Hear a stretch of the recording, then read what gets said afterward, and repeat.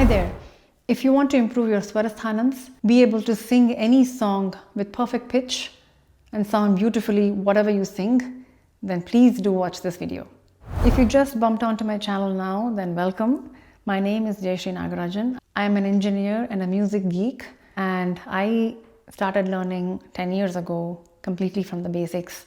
And I could do that only because of my teachers who accepted me as an adult beginner, who had the patience to walk me through baby steps of Sarli Verses all the way today to exploring improvisations and being able to perform confidently and even teach in my local neighborhood and draw absolute joy. I created this channel so that I can reach many such people who are like me, exploring and still on the edge, maybe because you don't find the right teacher, or maybe you have some stereotypical mindsets that is stopping you from learning. And my vision through this channel is to create really good quality educational videos of talking about concepts which we typically learn in a classroom. So welcome. So someone recently asked me in one of my videos to talk about Swarasthanams, how to improve the Swarasthanams. Very, very important question. And there is no easy answer to it. I will try to distill it and give you a specific formula that can help you with your own learning. As I said, there is no one pill for it.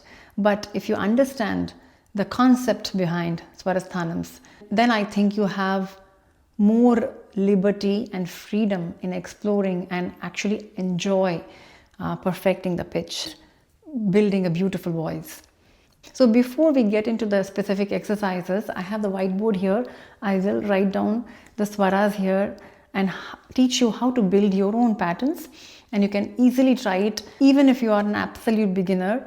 And if you're advanced and you want to go further and push your limits, then I will give you a few more tips that you can challenge yourself through the same exercises. But before that, I would like to spend a couple of minutes explaining what is it that we are trying to achieve and why is it challenging, why is it important to do these kinds of exercises. So please bear with me. If you're too impatient and you want to go directly into the exercises, then I will leave some timestamps below so you can jump ahead. So if I were to explain practicing in the simplest form, why do we even practice? It is just this. Your mind wants to sing. You already know what you want to sing, how the ideal song sounds like, right? But your voice doesn't cooperate. So essentially what we are doing through these practices is training your voice to listen to your mind. That's all we are doing with anything, at least until you have a certain mastery. And then of course, when you are truly a master, then you explore different subtler dimensions. I'm not going to go there now, because if you're watching this, you're probably in the category that I just mentioned, trying to sharpen your understanding of pitch and swaras and whatnot. So that being said, if you look at any other activity that we do, if you're a swimmer or an athlete, you're not swimming in the pool every single day. Your practice is not just swimming in the pool. You're actually lifting weights, running, sprinting, increasing your heart rate, breath control, all those things by doing other kind of exercises besides swimming. Yes, you need to swim in the water, you have to be in the pool, of course, but your practice is not just swimming. Or even if you're an engineer, you're not trying to solve real world problems every day. You're trying to tackle logic with various small, simple exercises, like trying to manipulate certain arrays and matrices and trying to understand mathematics at a very fundamental level. And then you're trying to solve a real world problem. If that is the case, then why are we so hung up on trying to master composition without spending enough time in practicing varishis? And even teachers teach directly compositions because they also have probably been tired of getting these requests to just learn a song, teach a song. When a student constantly begs to learn a composition, who doesn't want to teach? But if your voice isn't ready, it's unfortunate that many people bypass this step and directly go and start learning the composition. That's how many people learn for many years, and they are convinced that that's the only way they can sing. It's not even possible for them to sing beautifully, pitch perfectly, because they have not been told this. So you know where I'm getting at. Yes, to improve Swarasthanams, you have to go back to basics. The terminology of basics kind of puts people down in a way that, oh, I'm in a kriti level, I'm learning varnams, why should I be doing basics? So I'd like to say these are all vocal workouts, okay? It's like going to a gym and running. Only then you can try marathon.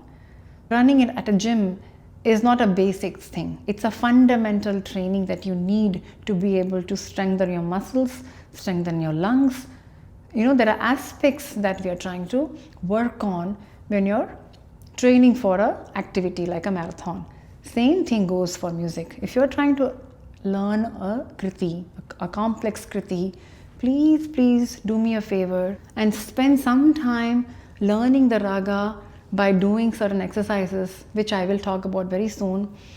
Spend most of your time in Swarasthanams, in building that ability to sing any swara from anywhere, and then attempt kriti, and that too very slowly, one chunk at a time. Otherwise, you're just wasting your time and energy. Alright, that said, let's dive into building swaras. Essentially, what you want is to be able to travel from any swara to any swara. A sequence of swaras, or skipping notes, or going ascending, descending. Even performers, all they do is practice fundamentals and sustaining swaras, holding a breath on a specific note, and doing all kinds of patterns. I'm saying this from my own first-hand experience watching them in my own home. So take them seriously. If performers are doing it, we should definitely be doing these things. Alright, now the fun part. Let's look at the patterns that you can build. Let's take any Sampurna Ragam.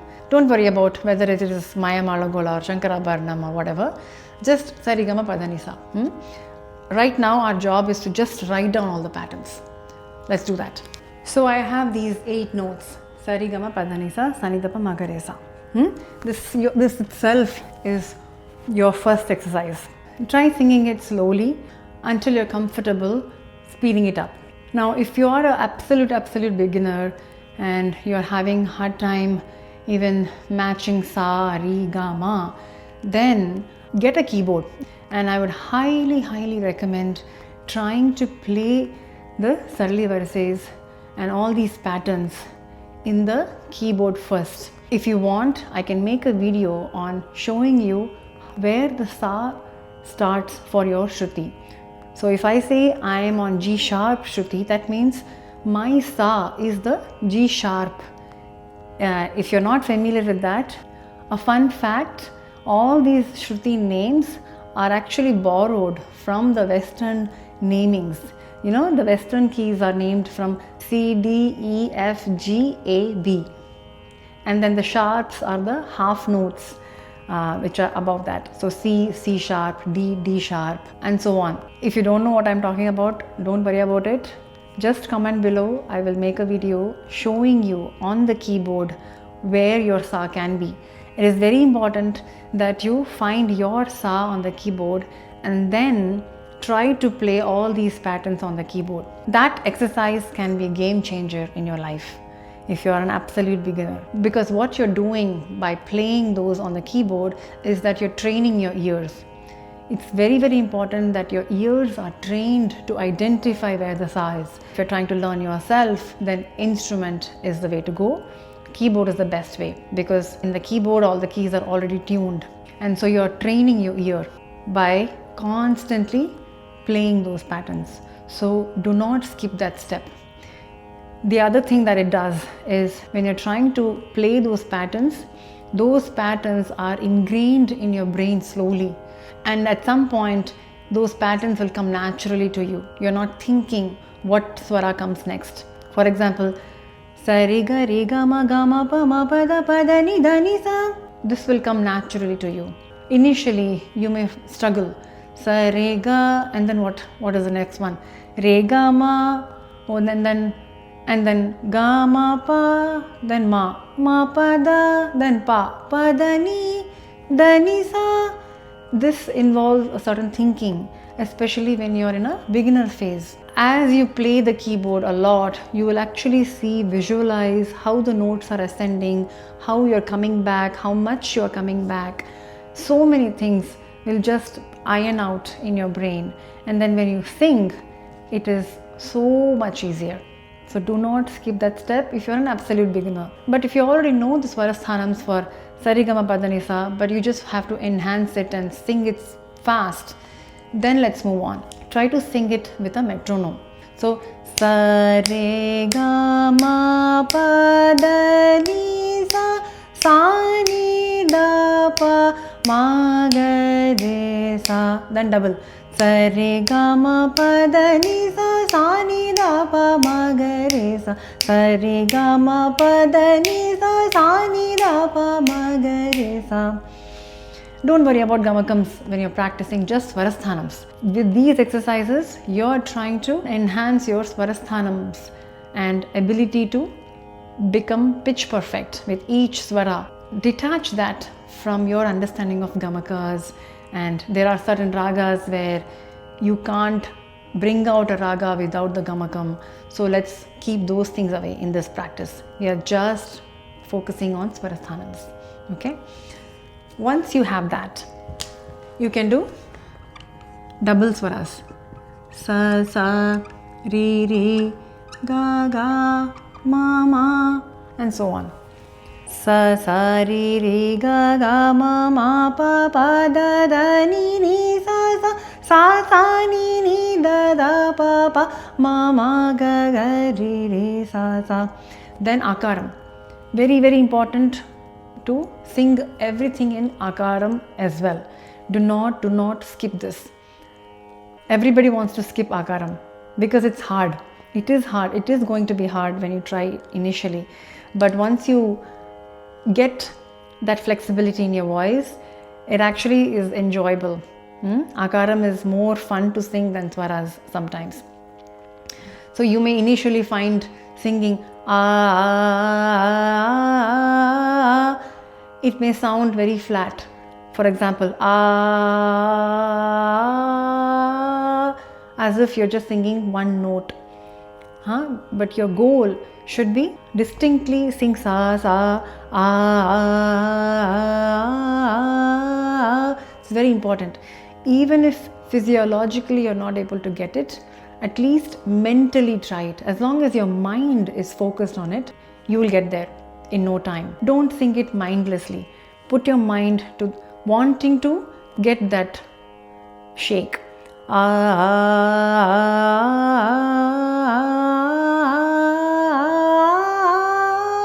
Like that. Then you can triple that.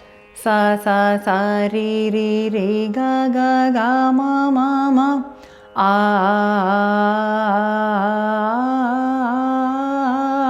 Once you're comfortable in the slower speed, you can sing it in the faster speed.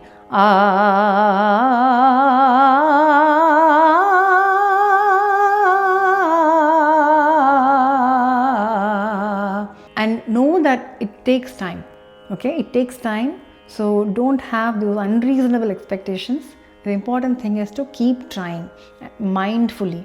Even if your voice is not cooperating, your mind has to be into it, wanting to make it happen. Everything starts from a thought, right? So keep that thought alive and it will come to you. And then the fourth exercise is just 4 times, singing each swara 4 times. Sa re ga ga. Swaram can be easier. Try it in akaram, it will be tough. And so on. You will notice you have to put more energy into it to bring that distinction. So when I'm singing sa, it has to sound like I'm singing 4 R's. It has to sound like that. It cannot sound like But if that's all you're able to get with your voice today, that's okay. But your mind should be going there. Your mind should be singing these things. Even if you spend 20 minutes with these exercises, within a month, you will see drastic improvement. You will have a completely different voice, no matter where you are in your musical journey, right? So this is one set of exercises. Then we'll explore two swaras. So if you take sa and re, what combinations can you get? It is sa re and then re sa. So can you build with sa re? Sa re is one pattern. So sa re, re ga, ga ma, ma pa, and so on. Sa re, re ga, ga ma, ma pa, pa da da ni ni sa, sa ni ni da da pa pa ma ma ga ga re re sa. That is one pattern. Now if you flip it, this is re sa, ga re, ma ga. Basically 2-1, 3-2, 4-3. It's reverse. Re sa ga re ma ga pa ma da pa ni da sa ni re sa. Now why did I go to higher re? The rule is the last swara that you sing in that ascending should be higher sa. It's just an aesthetic choice. Re sa, only then you reach sa. Otherwise sa ni. If you stop there, it sounds incomplete. So we go to the higher octave. Re sa ga re ma ga pa ma da pa ni da sa ni re sa. What will be the reverse of it? Ni sa da ni pa da ma pa ga ma re ga sa re ni sa. If you don't understand that, comment below. I will try to make a more elaborate video explaining that, but I don't want to go into too much detail. I hope this is simple enough, so I'm going to move faster. Now that is with the two swaras. Now let's take three swaras. Three swaras can be so many different combinations. What can you do with sa, re and ga? You can do sa, re, ga. You can build patterns like that, right? There is 1, 2, 3. Sa, re, ga, then re, ga, ma pa da. Try to sing that. Sa, re, ga, ma pa da ni sa ni da pa ma ga ma ga re sa. What else can you do? You can start with re. Re sa ga, right? Re sa ga re ma ga pa ma da pa ni da sa. So what will be the mirror image of re sa ga? If this is your pattern going up, what can it be coming down? Can you guess? I assign numbers to it.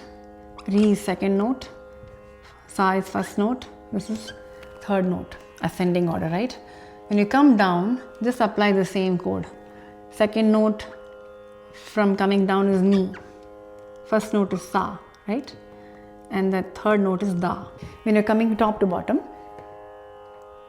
sa is the first note, ni is the second note, da is the third note. So, ni sa da ni pa da ma pa ga ma re ga sa. So when you visualize it, it becomes so easy. So re sa ga re ma ga pa ma da pa ni da sa ni pa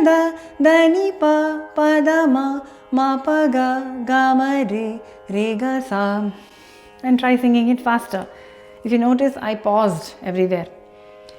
The right way to sing it is re sa ga re ma ga pa ma da pa ni da sa da ni pa da ma pa ga ma re ga sa. Please don't be hard on yourself. Singing this fast takes some effort, but you can get there very quickly if you practice consistently. Now if you're struggling with just singing them in the right Swarasthanams, then again go back to keyboard, try to play them first. At least for a week, just play, don't even sing. Just play them on the keyboard for a few times. Once you get a hang of it, then try to sing with it, okay? I will stop here. I want you to try these exercises. We already went through a bunch of exercises. How to build patterns with 3 notes, 2 notes, double swaras, triple swaras, singing them in akarams, singing them in various speeds, playing them in the keyboard. I've given you so much already. I don't want to overwhelm you with more and more patterns. Try this. Let me know if it is improving. Comment below if it is useful. Like it. That's a signal I get to make a part 2 of this video. And I can go into 4 swaras and 5 swaras and how to build those patterns. That will be a little bit more advanced. And if you want to challenge yourself with same existing patterns, try them in different ragas. Try them in different Sampurna ragas. First of all, like Shankarabharanam without gamakams. Just plain notes. Sa re ga ma pa da ni sa, sa ni da pa ma ga re sa ga re ma ga pa ma da, and so on. Try that. And then you can explore pentatonic ragas like Mohanam, Hamsadvani, Hindolam, endless. As you can see, you can add flavors and essence to these exercises and just have fun with these things. And we are not even singing any composition or a song.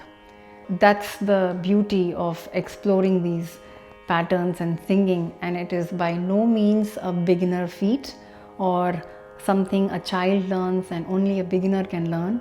Everybody should be spending some time practicing these patterns, always.